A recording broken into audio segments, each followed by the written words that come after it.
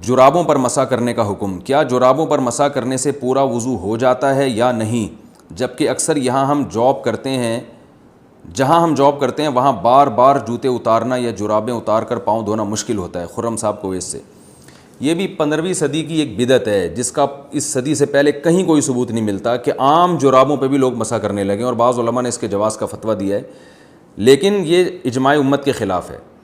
چاروں اماموں کا اجماع ہے کہ موزوں پر مسح کے لیے کچھ شرائط کا پایا جانا ضروری ہے، اور ان چاروں فقہ کے نزدیک یہ جو آج کل جو ساکس ہم پہنتے ہیں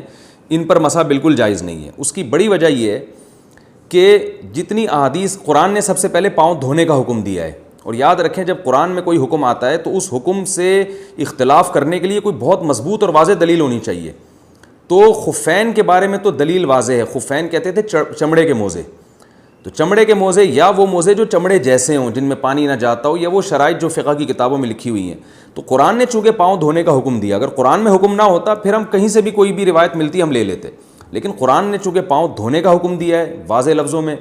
تو اب وہ متواتر قطعی ہے، اس سے انحراف انہی خاص شرطوں کے ساتھ کیا جائے گا جن پر بالکل واضح اور صریح احادیث موجود ہوں۔ تو واضح اور صریح احادیث صرف خفین کے بارے میں ہیں، اور خف عربی میں کہتے ہیں یہ جو چمڑے کے موزے ہوتے ہیں ان کو خف کہا جاتا ہے۔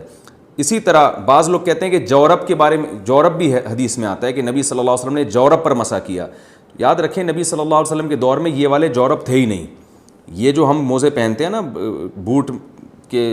میں، جس سے جو پہلے بوٹ میں یعنی جو پہلے اوپر بوٹ پہنے جاتے ہیں جوتے اور اندر جو باریک موزے پہنے جاتے ہیں، یہ نبی کے دور میں تھے ہی نہیں۔ تو نبی ان کے بارے میں فرمائیں گے کیسے؟ صحابہ کرام جو موزے پہنا کرتے تھے وہ تو جوتوں کے بغیر بہت لمبی اس میں وہ پیدل چلا کرتے تھے، بہت لمبی واک کر سکتے تھے، وہ اس میں سفروں پہ چلے جایا کرتے تھے وہ موزے پہن کے۔ تو یہ جو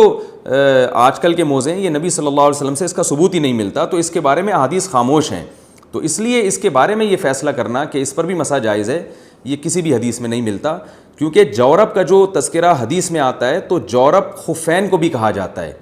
یعنی جو جس کو خف کہا جاتا ہے نا، جو چمڑے کے موزے ہوتے ہیں یا چمڑے ٹائپ کے موزے ہوتے ہیں،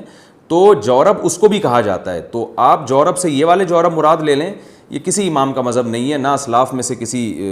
ایسے امام سے ثابت ہے جن کی امت میں اتباع کی جاتی ہے۔ تو یہ آج کل ایک نیا فتویٰ آیا ہے جو چاروں مذاہب کے بھی خلاف ہے اور قرآن و سنت کے بھی خلاف ہے۔ اس لیے ہماری رائے میں اگر امام نے ایسے موزوں پر مسح کر کے نماز پڑھائی تو وہ نماز ادا نہیں ہوگی، آپ کو نماز لوٹانی پڑے گی۔